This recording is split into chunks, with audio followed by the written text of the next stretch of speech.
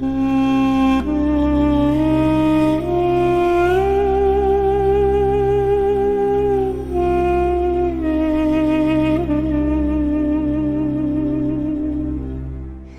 alaikum wa rahmatullahi ta'ala wa barakatuh. Bienvenue pour cette nouvelle séquence vidéo. Nous sommes toujours en Palestine et aujourd'hui on vous emmène à Jérusalem, El-Quds, dans son point le plus culminant.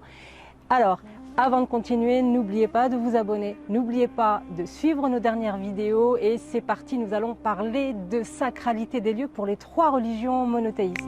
Yallah. Nous sommes donc sur le mont des Oliviers. Alors comme vous pouvez le voir et comme je l'ai expliqué tout à l'heure, c'est le point le plus culminant situé à l'est de Jérusalem. On est à un petit peu plus de 800 mètres d'altitude et ici sur le mont des Oliviers, vous avez des milliers de personnes, des millions même de personnes qui viennent chaque année pour observer la vue extraordinaire qu'elle offre sur la vieille ville.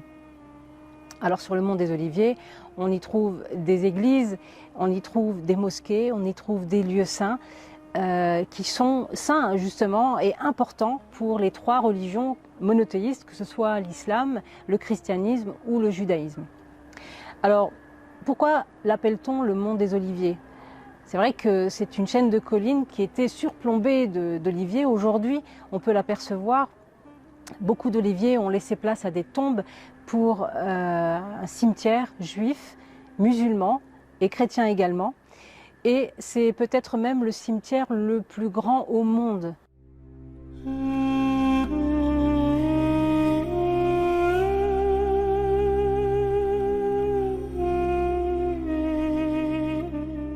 Alors, tout le monde cherche à venir être enterré ici. Il y a beaucoup de personnalités que vous pourrez trouver ici sur ces cimetières. Alors pourquoi? Eh bien, c'est lié à une croyance qui, selon donc les écoles juives et même musulmanes, eh bien, les premières âmes à monter au ciel sont les âmes de ceux qui sont enterrés ici au mont des Oliviers. Donc à la fin des temps, ils seraient les premiers à aller vers Dieu.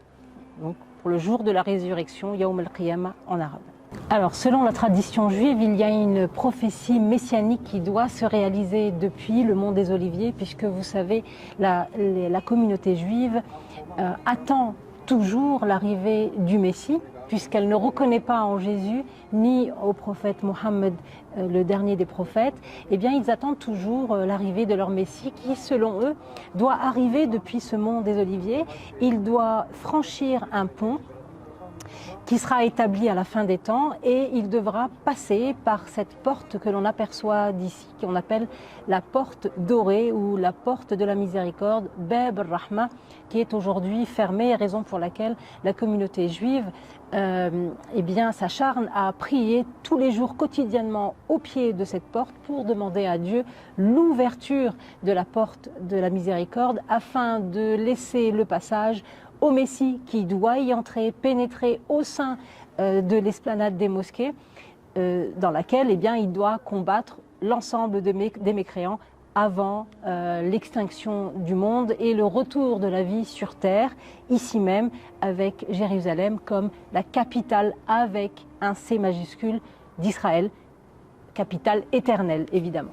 Maintenant, selon la tradition chrétienne, le mont des Oliviers est également un lieu extrêmement sacré, c'est un lieu de prière, c'est le lieu, selon eux, depuis lequel Jésus Sayyidina Isa aurait effectué donc son ascension vers Dieu.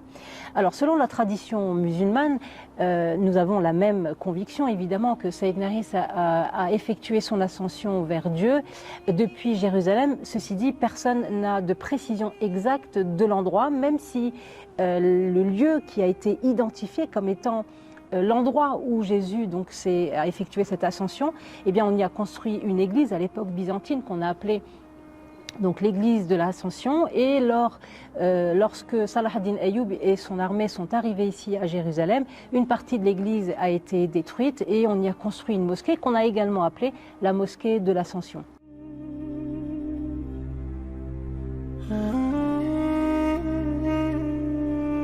Selon la tradition musulmane maintenant, c'est un lieu qui est également sacré, mais pas un lieu au sens propre du lieu précisément du mont des Oliviers, mais l'ensemble de la chaîne de collines avec la mosquée El-Aqsa, la vieille ville, qui sont également situés eux-mêmes donc au sommet d'un mont. Alors selon la tradition musulmane également, vous savez que le prophète Mohammed a effectué donc l'Isra depuis la Mecque jusqu'ici. Ensuite, lorsqu'il est arrivé ici, vous connaissez l'histoire, eh bien il a effectué le Miraj, c'est-à-dire son ascension, son voyage vers Dieu. Alors, ça signifie quoi précisément? Ça signifie simplement que eh bien, le trône d'Allah Azza wa Jal se trouve ici, au-dessus de nos têtes, au-dessus de Jérusalem. Et c'est depuis cet endroit-là que justement le prophète donc, a fait ce voyage, cette ascension donc, vers Dieu avec l'ange Gabriel avant de prier justement. Après y avoir prié avec l'ensemble des 160 000 ou 170 000 prophètes. Alors ce qui est intéressant de noter et de voir, c'est au-delà de la sacralité du mont des Oliviers, eh bien vous pouvez regarder derrière moi la magnificence de la vue qu'il y a d'ici et l'extraordinaire accessibilité à ce qui se passe à l'intérieur de la vieille ville.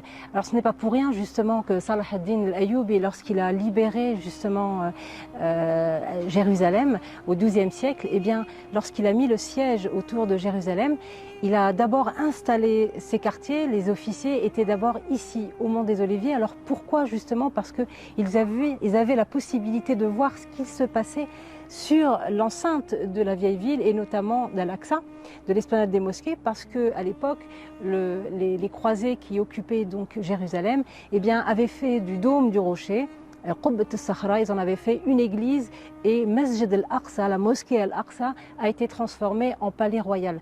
Donc ça permettait à l'armée de Salah ad-Din justement de contrôler et de voir les mouvements qui s'y passaient avant de pouvoir préparer leur entrée triomphale à l'intérieur de la ville de Jérusalem.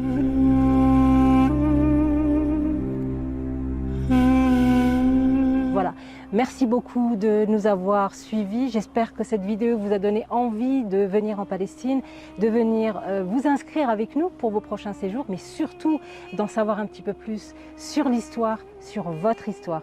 Merci beaucoup et à très prochainement pour une prochaine vidéo en Palestine.